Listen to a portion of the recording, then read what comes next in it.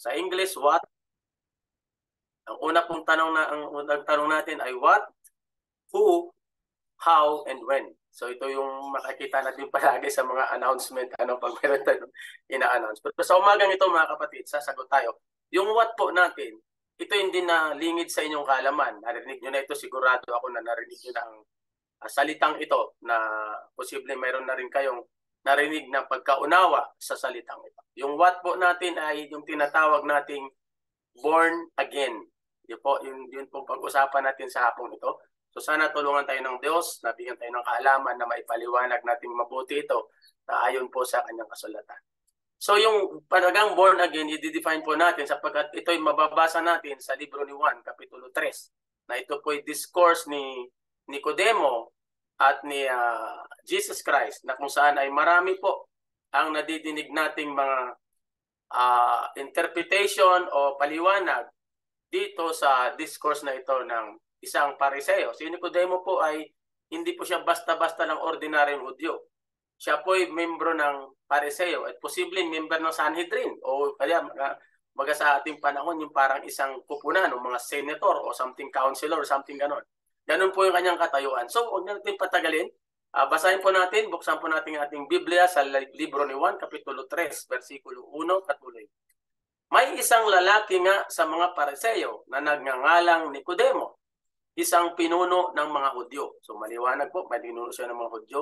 Ito rin ay naparoon sa kanya ng gabi at sa kanya ay nagsabi, Rabay, nalalaman naming ikaw isang guro na nagbuhat sa Diyos sapagkat walang makagagawa ng mga tanda ng iyong ginagawa maliban na kung suma sa kanya ang Diyos. So kung nakikita nyo dito si Nicodemo, sa umpisa pa lang, makikita mo talaga na siya po ay hindi siya ordinaryong tao kasi may pasakalye pa siya, no? Maganda yung pasakalye niya kung ano pang mga inuripuri niya pa si Kristo. Rabay, dito, sa kanya, kung tinamang sentence niya, naniniwala siya sa mga turo ni Kristo na siya ay galing sa Diyos.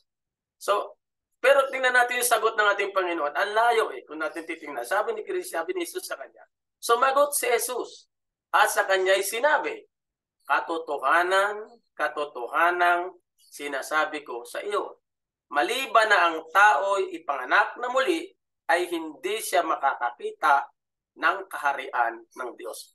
Na-notice nyo mga kapatid, na ang sagot ni Jesus kasi ay diretso. Kapagkat alam naman natin na si Kristo ay ating Diyos at alam niya po ang purpose kung bakit si Nicodemo pumunta sa kanya. Hindi lingid sa mga pariseo yung kaalaman tungkol sa kaming Bisaya, sa kaming kingdom. Alam nila yun Kasi nga, isa sila sa mga teachers of the law. Di ba yung mga pariseo? Pagdating sa mga law, ay grabe sila.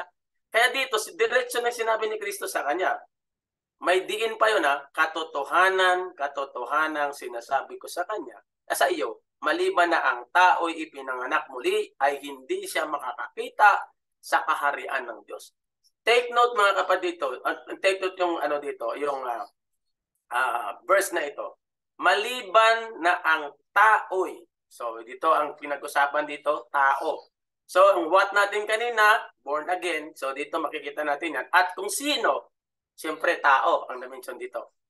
Huwag muna nating samahan ng kung ano-ano pang mga view muna sa tao. Kasi mayroong tao na ang definition ng tao, dichotomy, trichotomy. Huwag na nating puntahan yan.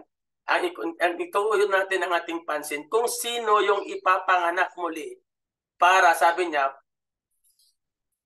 kasi sabi dito, kung hindi siya ipinanganak muli, ay hindi siya makakakita ng kaharian ng Diyos. So dito, ang kaharian ng Diyos, it's not something na hindi mo makikita, kundi something you will see after ikaw ay ipanganak muli. Makikita mo after maganap yung kapanganakang muli. Ito yung topic dito mga kapatid. Hindi sinabi dito na ang espiritu lang ang ipapanganak sa iyo. Kundi ang sabi dito, tao. So kung ang tao may body, soul, and spirit, diretso lahat yung tatlong yan. Kasi hindi man pwedeng mabuo ang tao in the absence of one. Kaya tatlo yan So kaya wag mo nating kasi separate topic. So mag-concentrate tayo mga kapatid sa word na tao kasi siya pong ipapanganak dito. At sa 4, sabi sa kanya ni Nicodemo, Ito kaagad yung interpretation ni Nicodemo sa sinabi ni Kristo. Ang sabi sa 4, sinabi sa kanya ni Nicodemo, paano maipanganak ang tao kung siya'y matanda na? Na-notice niyo mga kapatid, ang interpretation agad ni Nicodemo, literal. Na kunyari, si Brother Darwin, nag-iedad na kunyari ng 44, palagay natin 21. Sabi pa, paano yan ipapanganak? Ipapasok ba siya muli? Sabi niya, makakapasok baga siya bilang ikalawa sa tiyan ng kanyang ina at ipanganak muli? Tandaan niyo mga kapatid, si Nicodemo ay Pariseo at teachers of the law. Marami siyang alam patungkol sa mga kasulatan, pero yung kanyang interpretasyon sa sinabi ni Kristo, ang layo. Pero yung mo naman, by science, paano mo nga naman operahan ulit, tapos ipapanganak ka, mag 9 months ka ulit doon sa loob ng nanay mo. So kung nakita niyo mga kapatid ng kanyang interpretation, parang hindi ko, pag binasa ko ito, parang hindi ko maisip na bakit ganun kanyang paniniwala. So, parang kanyang interpretation sa sinabi ni Kristo. So, magot ngayon si Jesus. Ito ngayon ang explanation kung paano. Sabi, nakatagot na natin what? Born again? Sino? Ang tao. At paano? Ito sagot ng ating Panginoong Hesus. Sumagot si Jesus, katotohanan sinasabi ko sa inyo, maliban na ang tao ipinanganak sa tubig, ipinanganak ng tubig at ng Espiritu, ay hindi siya makakapasok sa kaharian ng Diyos. Dito naman mga kapatid, in-explain ni Jesus Christ kung anong ibig sabihin ng kapanganakan muli doon sa nakaraang verse. Ang sabi niya, kasi nagtanong si Nicodemo, so hindi mali yung ipasok muli sa tiyan ng nanay at ipanganak muli. Napakalayo ang interpretasyon ni Nicodemo. Kaya ang sagot sa kanya ni Jesus, sa kanyang tanong, maliban na ang tao'y ipinanganak ng tubig, hindi sa tubig, kundi ng tubig at ng Espiritu. Take note sa word na Espiritu. Tingnan niyo po sa inyong Biblia. Kung nanonotice nyo, yung Espiritu dyan po yung nakakapital. Nanotice nyo? It is capitalized Spirit or Espiritu. Na ang gamit niyan mga kapatid sa Bible, karamihan yan ay, sometimes it refers to the Spirit of God or His personality. Yung paggamit, ang Espiritu dyan po ikinakapitalize. Pagka mo Spirit, it could something refers to a spirit being, like angels or a spirit in man, something ganon. So dito nakita natin yung dalawang kapanganakan. Mamaya makita natin kung anong punto ko na ini-present sa inyo. Sabi niya, ipinanganak ng tubig at ng Espiritu ay hindi siya makakapasok. Kanina, hindi makakakita. Ngayon na, pagka ito'y pinanganak na siya ng tubig at ng Espiritu, makakapasok siya sa kaharian ng Diyos. So, ang sabi doon. So, dito, makikita din natin dito na ang point ni Nicodemo dito, bakit pumunta siya kay Jesus. Ito'y nangangano din ng tinatawag nating discourse din dito patungkol sa kaligtasan ng isang tao. Kasi pinag-usapan dito yung kaharian ng Diyos na dito eh. So nakita natin mga kapatid, ang sabi ng iba mga kapatid, na dito ang kapanganakan, ipinanganak ng tubig, ang sabi nila ay bautismo. At ng Espiritu, kaparang ng Espiritu, yun daw pong nabago ang Espiritu ng tao. Yung kanyang self. Yun po ang common interpretation na narinig ko kahit sa aking previous na church. Ganun po ang kanilang paliwanag. At sabi nga nila, ang kanilang interpretation, dahil ako'y galing sa Juanes, ang sabi po nila, ang born ng tubig ay yung pagbautismo sa iyo sa pangalang Jesus. At nung siya nakareceive ng Holy Spirit at nag-speak in tongue, yun daw po ang ipinanganak sa Espiritu. Kaya ibig sabihin, pag natapos mo yun, na born again ka na. Yun po ang short na explanation doon sa dati kong church.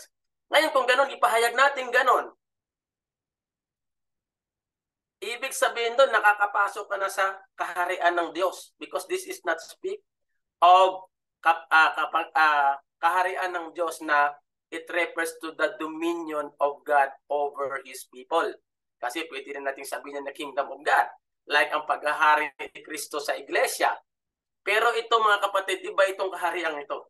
Mamaya makita rin natin sa pagbasa natin ibang mga bersikulo na ito is literal kingdom na inaasam natin. Nasabi nga sa sabi nga doon sa isang verse na kalimutan ko lang sa gospel, ang sabi niya ay na ang kahariang ito hindi napapakita. So ibig sabihin, it's something coming na makikita mo in the future. So ito yung kaharian mga kapatid na makikita mo after ikaw ipinanganak muli. So dito mga kapatid, ipalagay natin itong bautismo dito sa tubig ay ang panganakan ng tubig ay bautismo at ng espiritu. So ibig sabihin pag na-accomplish mo na yon, nandun ka na sa kaharian ng Diyos. Ang tanong ngayon, after mo na bautismo, nasaan tayo? Nandito pa rin tayo sa earth, di ba? Mamaya magpaliwanag pa rin natin kasi may ano pa dito eh. May paliwanag pa si Kristo sa susunod kung ano pa yung further explanation ni Kristo sa tinatawag na kapanganakan muli. Sa verse 6 basahin po natin. Ang ipinaliwanag niya, kasi itong sumunod sa 5, ang paliwanag dito sa 6, kung ano yung born ng tubig at born ng espiritu, sinabi ni Kristo mismo sa verse 6, ang sabi niya, ang ipinanganak ng laman ay laman nga. At ang ipinanganak ng espiritu ay espiritu nga. Take note ulit, ang spirit po dyan na ipinanganak ng espiritu, capital ulit. At yung espiritu nga, small letter. Minotice nyo yan palagi mga kapatid, dyan sa binabasa natin. Ngayon, kung atin itong himayin, yung verse 6 na paliwanag doon sa verse 5, at so nakaraan pang mga versikulo na binasa natin. Ang kapanganakan sa tubig, ito yung kapanganakan sa laman. Sapagkat dito, ang context nito sa aking pag-aaral mga kapatid, ang context nito, dalawang klase ng kapanganakan ito. Kapanganakan sa laman at kapanganakan sa espiritu. So ibig sabihin, dalawa lang yan. Yung kapanganakan sa laman, of course, alam natin yun. Yung kapanganakan natin bilang human being na flesh and blood. Kasi maliwanag yun. Sabi niya, ang ipinanganak ng laman ay ano? Laman. So dito sa kabila naman, at ang ipinanganak ng espiritu na capital S, yung yan, ihimayin pa, kapanganakan sa Diyos ay espiritu nga. So ibig sabihin, pag ang isang tao ipinanganak sa espiritu, hindi siya laman, kundi ano? Espiritu. So kung titingnan natin mga kapatid, ito dire-diretso ito, paliwanag ito ni Kristo sa tinatawag nating born again. So nakita na natin kanina ang what born again, ang ating sagutin yung sunod, sino ang tao, paano, itong ini-explain natin ngayon. At kailan ipapanganak ang tao muli sa espiritu? Yun bang pagpasok niya sa bilang katawan ni Kristo, bilang bahagi ng church, or it is something in the future na siya'y talagang literally ipapanganak ng Diyos at siya'y magiging hindi na laman. Kasi maliwanag ang paliwanag sa 6 na ang siyang ipinanganak ng laman ay laman, kagaya natin. Di ba, pinanganak tayo, ano bang kapanganak? Compare natin ito apple to apple with the human birth in a divine birth. Yung kapanganakan sa laman, yun po yung yun pong union ng father and mother. Kaya nabuo ang isang baby sa loob ng tiyan. At after 6 months, siya po'y ipapanganak. At magiging isa siyang baby o magiging lalaki sa bilang tao. Pero sa Diyos mga kapatid, ito'y may literal din na kapanganakan. Na ipapanganak tayo sa paanong paraan, sa pamamaraan ng Diyos. Ngayon, brother, kung hindi pala bautismo ang kapanganakan sa tubig, ano yung kapanganakan sa tubig? So maliban, yun yung physical birth natin. At saan, ibig ba sabihin, wala ng bautismo? May tanong na gano'n eh. Hindi. Sapagkat ang bautismo na doon siya sa kapanganakan sa espiritu na bilong. Hindi siya nabilong sa kapanganakan sa laman. Dito siya sa kapanganakan sa espiritu. Bakit ko sinabi? Sapagkat mga kapatid, bago ka makapasok sa tinatawag na spiritual womb, palagay ko na spiritual womb, mamaya sabihin ko rin siya kung ano yung spiritual womb na sinasabi ko. Ang isang tao, dapat po siyang makinig sa salita ng Diyos. After siyang makinig, nagkaroon siya ng pananampalataya. Nang magkaroon siya ng pananampalataya, anong nangyari?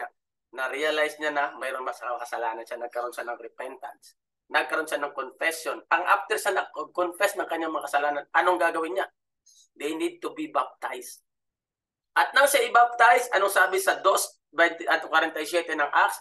And the Lord added to the church such daily should be saved. Pinapasok siya sa church. At ang church ay katawan ni Kristo. Kung naalala nyo yung lesson ko sa inyo ng one new man, na ang ibig sabihin ng isang bagong tao, na ang ulo si Kristo, ang katawan ng iglesia, doon pinapasok yung mga taong ipapanganak muli ng Diyos pagdating ng kapanahon. Sa anong paraan? How? Paano tayo ipapanganak?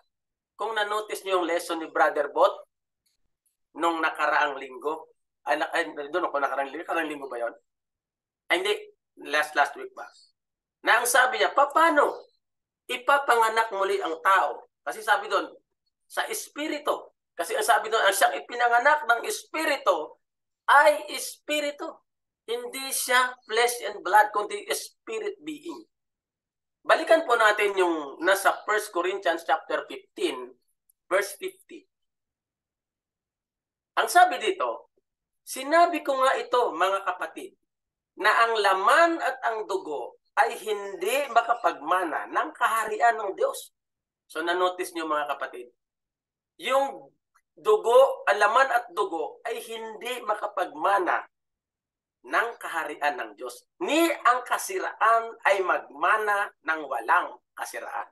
So ibig sabihin, itong katawan natin, hindi ito pwede doon sa kaharian na paglalagyan sa atin o ng believers pag siya ay idalhin na ng Diyos sa kanyang kaharian. Kasi sabi doon, hindi ang laman at dugo, hindi pwede ito doon eh. Kaya ano dapat ang gagawin? Sa 51, sabi ni Pablo, narito, sinasaysay ko sa inyo sa mga hiwaga. Hindi tayong lahat ay mga tulog, ngunit tayong lahat ay babaguhin. Mayroon pala mga kapatid pagbabago sa tao.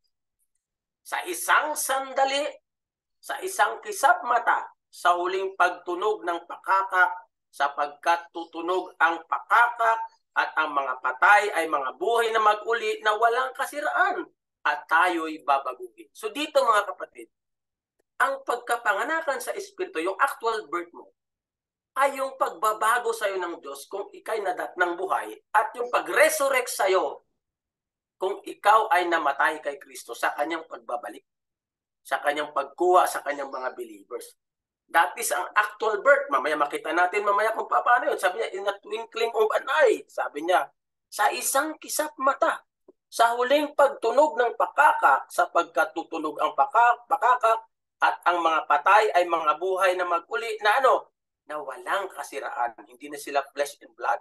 Hindi na rin sila, ang mga ang walang kasiraan at tayo ay babaguhin. Sapagkat, ano sabi sa 53? Sapagkat kinakailangan ng itong may kasiraan. Ano yun? Yung ating laman. Yun yung may kasiraan eh. Ay magbihis ng walang kasiraan.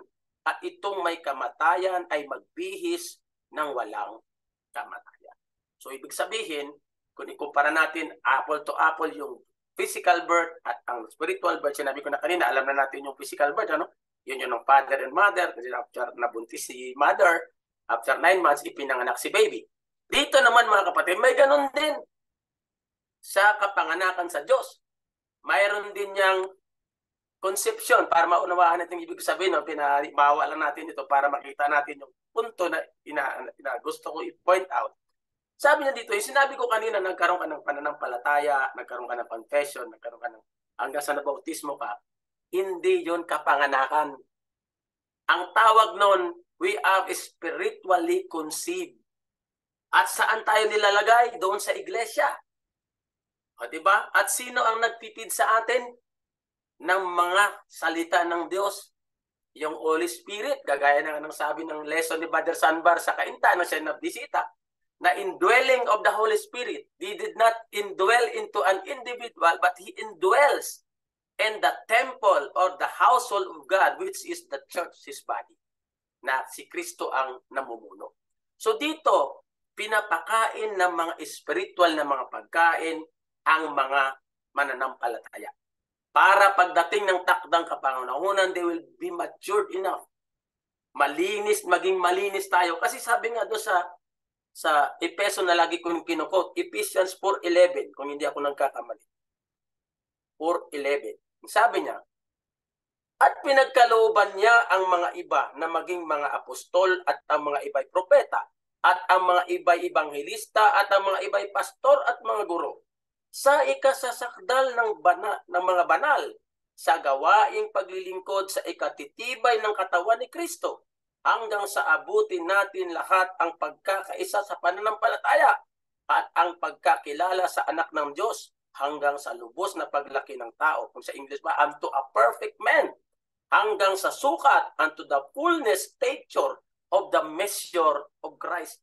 Yun po yung yung tatahakin ng tao. The moment na pasukin niya ang kapanganakan ng Espiritu. Sundan niya lahat yun. At kung titingnan natin, ang tawag doon sa 9 months sa human birth ay gestation period. Ang sa atin, mayroon ding gestation period sa spiritual na sense. Gaano kahaba o how long is the gestation period of spiritual birth? Of course, hanggang sa huling hininga. So, yun pong gestation period ng ating pagiging Kristiyano.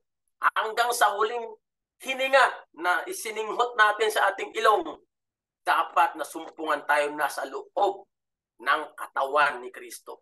Kasi doon tayo, yun yung ating womb. Sapagkat pag tayo lumabas, sigurado hindi tayo ipapanganak. Yun yung maliwanag dyan, mga kapatid. Kaya wag nating isawalang bahala ang pagkakatipon, ang pag-aaral ng kanyang mga salita, sapagkat yun po ang ating pagkain. Di ba po? Para tayo lumusog, lumago, marating natin ang perfection, kasi ang perfection is permanent. Pag ang isang bang bagay perfecto, may babaguhin ka pa. Ngayon, makikita pa natin ulit. Mayroon pa naman tayong time, mga kapatid. Makita natin kung anong pinupunto dito, mga kapatid. So, ganun. Ganun ang proseso ng kapanganakan sa Espiritu. Ibig sabihin, kapanganakan sa Diyos. Kapanganakan sa tao, kapanganakan ng tao, kapanganakan ng Espiritu. Yun po ang proseso. Dito na tayo, pinagbubuntis tayo. Katandaan nyo, mga kapatid, kung mayroong physical na abortion, mayroon ding spiritual na abortion. Sakaling lilihis tayo, mga kapatid, o lalabas tayo sa katawan at tayo maging libag, sigurado, mga kapatid, baka hindi tayo maipanganak. So nakita natin yung na-explain ko sa inyo kung paano at kailan. So ang resurrection, mayroon ba tayong proof na ang resurrection ay kapanganakan? Yun isang tanong natin, mga kapatid. Sa book ni Pablo sa Colosas 1:18, may ganitong nakasulat. Sabi niya sa 1:18, at siya ang ulo ng katawan sa makatuwid bagay ng iglesia, na siya ang pasimula, ang panganay sa mga patay, upang sa lahat ng mga bagay ay magkaroon siya ng kadakilaan. Biruin mo, si Kristo pala ang panganay sa mga patay. Paano siya naging panganay? Di pa po sinabing panganay, ipinanganak yun. Bakit siya naging panganay sa mga patay? Sapagkat si Kristo lamang ang nag-resurrect na hindi na muling namatay. Di ba, nagkataon-tao si Kristo, pinako sa krus, namatay para sa ating mga kasalanan. Nang siya nag-resurrect, hindi na siya namatay muli. Si Lazaro ni-resurrect na nag-aagnas na pero si Lazaro namatay uli. Di ba, lahat na ni-resurrect niya ay namatay uli. So dito na makita, naging panganay si Kristo sa mga patay. At wala naman tayo makitang ibang aral o ibang paliwanag kung paano si Kristo naging panganay sa mga patay maliban sa pagkabuhay na maguli. Kahit sa Book of Revelation, chapter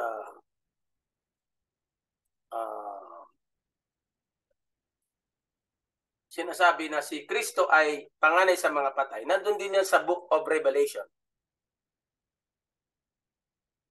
Sa Revelation chapter 1 verse 5, anong sinulat? At mula kay Jesucristo na siyang saksing tapat, na panganay sa mga patay at pangulo ng mga hari sa lupa, doon sa umiibig sa atin at at nagkalag sa atin sa ating mga kasalanan sa pamamagitan ng kanyang dugo. So nakita natin, mga kapatid, na si Kristo pala ay tinawag na panganay sa mga patay. So ibig sabihin, tayo po ay susunod sa the same process na tayo din po'y babaguhin at magkakaroon din po tayo ng katawang hindi na dugo at laman na pinasa natin doon kanina sa patuloy natin doon sa 1 Corinthians, ano? Dito sa 54. Sabi niya, 1 Corinthians 15 verse 54, datapwat pagka itong mga may kasiraan ay mabihisan ng walang kasiraan at itong mga kamatayan ay mabihisan ng walang kamatayan, kung magkaganyan ay mangyayari ang wikang nasusulat, nilamon ng pagtagumpay ang kamatayan. So dito mga kapatid, alam ko na-explain mabuti ito sa inyo ni Brother Bot, kung paano na ang maging nature ng isang tao the moment na siya po ay baguhin na ng Diyos. At may isa pa akong babasahin sa inyo mga kapatid. Sa 1 John chapter 3 verse 2, ganito pong sinasabi. Mga minamahal, ngayon ay mga anak tayo ng Diyos at hindi panahayag kung magiging ano tayo, sabi ni Juan. Nalalaman natin na kung siya'y mahayag, sino ba yung inaantay nating mahayag? Si Kristo yun, wala nang iba. Tayo maging katulad niya. Nino? Ni Kristo. Diba nabasa din natin kanina sa 4:11, patuloy nung 11:12 hanggang 13, at tungkol po sa fullness stature of the measure of Christ. Sabi niya, pag siya'y nahayag, maging katulad tayo niya sapagkat siya'y ating makikitang gaya ng kanyang sarili. Totoo ito mga kapatid. Kaya sabi natin, pagdating doon sa tinatawag na kaharian, na something you see and enter into, na nasabi sa John chapter 3 kanina, hindi pwede doon ang dugo at laman. Kundi ang kailangan doon, yung mga taong binago na ng Diyos ang kanilang nature. Hindi na po sila physical na dugo at laman. Kasi dito pa paano mo nga makikita si Kristo ng gaya ng kanyang sarili? Kung ikay flesh and blood pa rin, kaya kailangan mayroong pagbabagong gagawin sa'yo na pinatunayan din ni Pablo. Nagbasa tayo mga kapatid, kanina si Juan ang ating binasa, tapos si Pablo, at si Juan ulit. Dito mga kapatid, maliwanag na napakadakila po ng ginawa ng Diyos para sa atin. Biruin mo, nang nilalang niya ang tao, mga kapatid, na nagkasala, anong ginawa niya? Niredeem niya para marating muli ng tao yung buong kapuspusan ni Kristo, yung nature of being an immortal being na hindi nakabala ng kasiraan. Mga kapatid, kaya hindi basta-basta ang salvation na pinagkaloob sa atin ng Diyos, na ang iba ay binabaliwala ito. Naakala nila ay ang sinasabi, makasambala ako sa linggo, okay na. Hindi na ako nagbabasa ng Biblia. Total, nasunod ko na yung sabi, magpabaptize ka, mag-repent ka, nasunod, may faith na ako. Ano ba yun? Tandaan niyo mga kapatid, nag-umpisa pa lang ang iyong buhay sa Diyos. Kumbaga sa nag-umpisa ka pa lang ipaglihi spiritually at binubuntis ka hanggang sa ikay ipanganak. At ang sabi do, ang siyang ipinanganak ng laman ay laman at siyang ipinanganak ng espiritu ay espiritu. Saan ka nakakita ng mga life plan sa Pilipinas, sa buong bansa na may offer na ganyan? Aber, ang Loyola, anong na-offer ng Loyola sa'yo?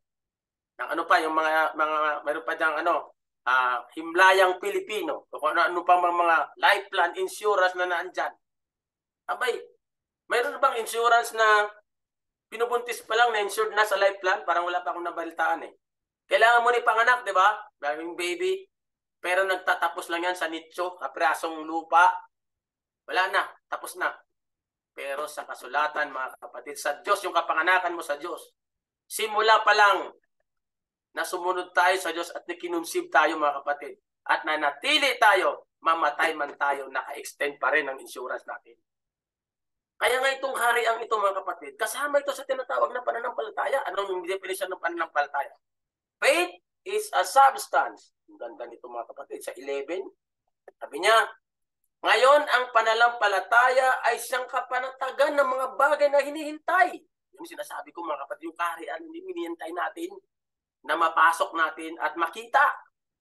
Yan, no? Ngayon, ang pananampalataya ay siyang kapanatagan ng mga bagay na hinihintay at katunayan ng mga bagay na hindi nakikita. Hindi pa nakikita, kaya we are hopeful for that. In that kingdom is equivalent to our salvation also. Kasi hindi mo rin makikita yun, hindi maligtas eh. Kailangan mo lang baguhin ka para makita mo. Kasi kung si Brother Bot, mga nasa spiritual na realm yan sila. Kaya nga ang mga scientists ngayon eh, kung ano-ano nga naisip tungkol sa alien, di ba, na-notice natin, mayroon silang ginawang mga disenyo kung anong mga alien ang itsura. May malaki ang mata, may pabilog, kung ano-ano. Di ba? Kasi nga hindi nila maarok ito. Pero tayong mga Kristiyano, mga kapatid, hindi na nabago sa atin kahit hindi natin nakikita. Sapagkat sinabi ng Diyos sa atin na mayroong spiritual realm na beyond this earth.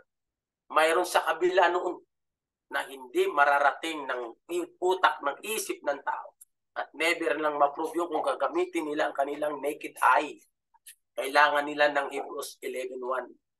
Mga kapatid, kailangan nila maging Kristiyano, maging tao ng Diyos para po makakita nila yan. Ngayon mga kapatid, may isa pa akong ipunto sa inyo na ang sabi doon, ang mga ipinanganak ng Diyos ay hindi na nagkakasala at hindi maaring magkasala. Nasa verse John chapter 3, verse 9. Ganito po, pagbulay-bulayan natin ito mga kapatid. Pagkat related ito sa tinatawag nating born again. Sabi niya, ang sino mang ipinanganak ng Diyos ay hindi nagkakasala sapagkat ang kanyang binhi ay nananahan sa kanya at siya'y hindi maaring magkasala sapagkat siya'y ipinanganak ng Diyos. Ngayon, bilang mga Kristiyano, sino sa atin ang hindi na makagawa ng kasalanan? Mayroon? Sa tuwing panalangin tayo, Lord, patawarin mo kami sa amin nagawang mga kasalanan. Dapat linisin mo kami. Sa ating panalangin, aminado tayo na nagkakasala pa rin tayo. Pero ito maliwanag, ang siyang ipinanganak ng Diyos, hindi na nagkakasala at hindi maaring magkasala. Kailan ito matupad sa tao? Pag siya'y ipinanganak ng ng Diyos. Kailan mangyayari? Sa resurrection or instantaneous change. Sapagkat nandun ka na sa perfection. Kung nandun ka na sa perfection, magkakasala ka pa ba? Kasi mananatili na talaga sa iyo totally, eternally ang lahat ng katangian ni Kristo. Narating mo na ang buong kapuspusan ni Kristo, kaya you were no longer able to commit sin because you are now in the form of a spirit, because you are born of God. Hindi ka na pinanganak ng tao, mga kapatid. Biruin mo yan na promise ng Diyos yan sa atin. Kaya wag nating isawalang bahala yung salvation na pinagkaloob sa atin ng Diyos. Because wala na akong makitang makapagbibigay sa atin ng ganong promise. Kaya minsan pagka binasa ko ito, minsan hindi ko maiwasang mapaiyak sapagkat hindi ko inisip na ang isang gari noon na nandun sa putikan, hinangon ng Diyos. Binigyan niya ng magandang buhay at pinangakuan, sumunod ka sa akin. Kasi gawin mo ang mga bagay na ito sapagkat pagdating ng takdang kapanoon, ipagkakaloob ko sa iyo ang yung divine nature niya. Nakasulat yan sa Peter eh. Pangako ng Diyos yun. Na ang sabi niya, na maging partakers tayo of His divine nature. Mga kapatid, alalahanin yan natin mga kapatid, na yung bagay na yon ay ipagkaloob ng Diyos sa tao na faithful sa Kanya. Hindi lang basta-basta mga kapatid na nature yun, na katulad ngayon hindi lang tayo makakain ng 3 oras minsan nga, nasa lang tayo nasa church lang Tagal na may brother na message, gutom na ako O, di ba? Sabi niya mga kapatid sa 2 Peter chapter 1 verse 4. Sabi niya, whereby are given unto us exceeding great and precious promises, that by this ye might be partakers of the divine nature, having escaped the corruption that is in the world through lust. Yun mga kapatid, Maskip mo ang corruption. Hindi lang corruption ng pag-iisip, pati corruption ng laman. Kasi ano sabi doon? Maging partakers ka of His divine nature. Kaya pag binigyan ka niya ng eternal life, anong meron ka? O, di ba? Alam nga namang mga eternal life ka na, may flesh and blood ka pa. Wala na yun. Alam nga naman may eternal life ka na, nagkakasala ka pa. O, di ba? Kailan yan ibibigay ng Diyos? The moment na sasalubong ka, sasalubong tayo sa Kanya.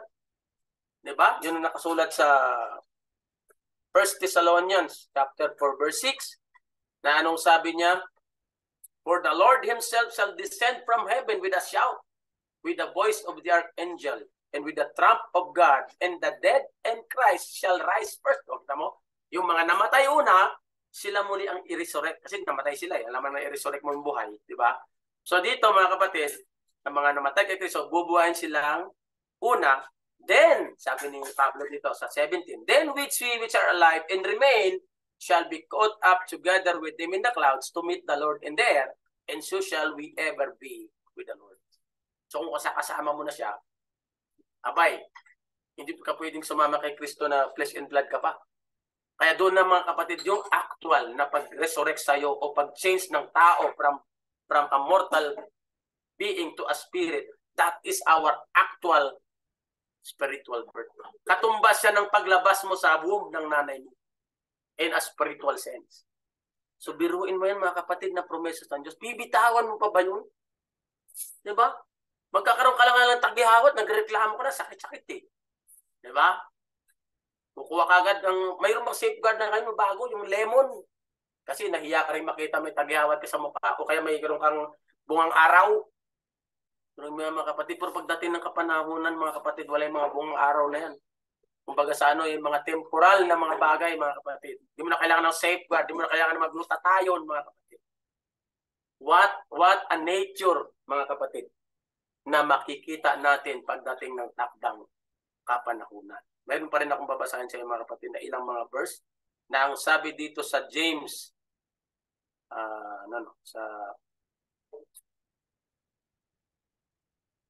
ito sa 1 Peter muna 1:23. Yung sinasabi ko na bakit ko sinabi na tayo'y pinagbubuntis pa lang ng Diyos at we are awaiting for our actual spiritual birth na maging spirit being ang isang manampalataya. Sabi niya sa 1 Peter 1:23, take note of the verse, being born again. That means it is a process.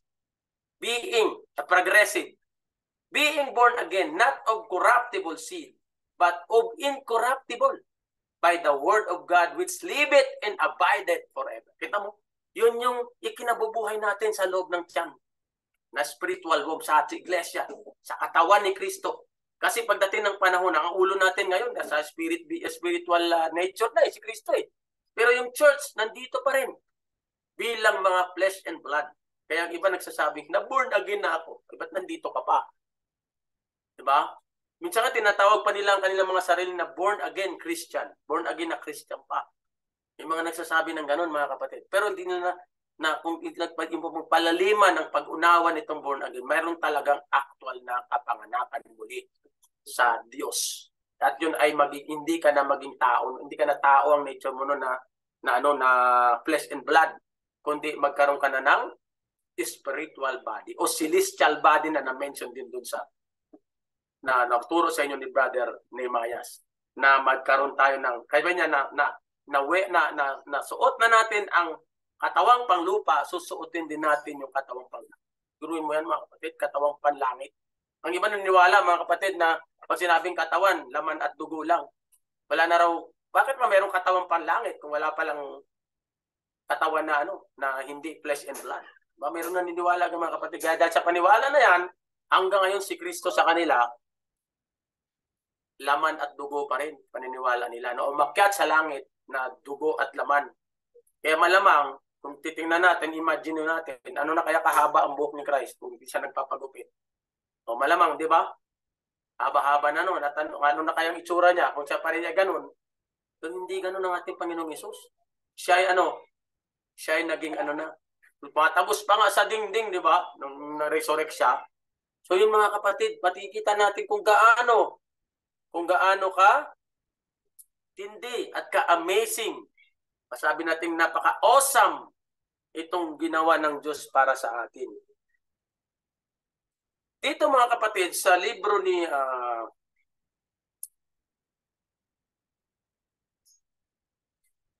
ni James, may nakasulat na ganito. James 1:18. Sa kanyang sariling kalooban ay kanya tayong ipinanganak sa pamamagitan ng salita ng katotohanan upang tayo maging isang uri ng mga pangunahing bunga ng kanyang mga nilalang. Yan mga kapatid. Pinanganak sa pamamagitan ng salita ng katotohanan. Yun sabi din ni Peter kanina sa atin. At for the last verses na basahin natin sa John chapter 1 verse 13. Sabi niya sa John 1:13 na mga ipinanganak ng hindi sa dugo, ni sa kalooban ng laman, ni sa kalooban ng tao, kundi ng Diyos. Di ba? Na mga ipinanganak hindi sa dugo, ni sa kalooban ng laman, ni sa kalooban ng tao, kundi ng Diyos. Yun mga kapatid. Kaya kailangan talaga, tama sabi ni Kristo, maliban na ang tao ipinanganak muli ng tubig at ng Espiritu, hindi siya makakakita o makapapasok sa kaharian ng Diyos. So sana mga kapatid, nakabigay ako ng linaw sa aral na ito sa Biblia, na makita natin ang value ng pagiging Kristiyano natin. Hindi basta-basta ang bayad ay binayad ng Diyos sa atin. At yung binayad niya ang kanyang buhay at yung promise na ipagkakaloob niya sa bawat mananampalataya. So muli, isang magandang umaga, and to God be the glory. Maraming salamat, Brother Dar. Pinabalik ko na po sa iyo ang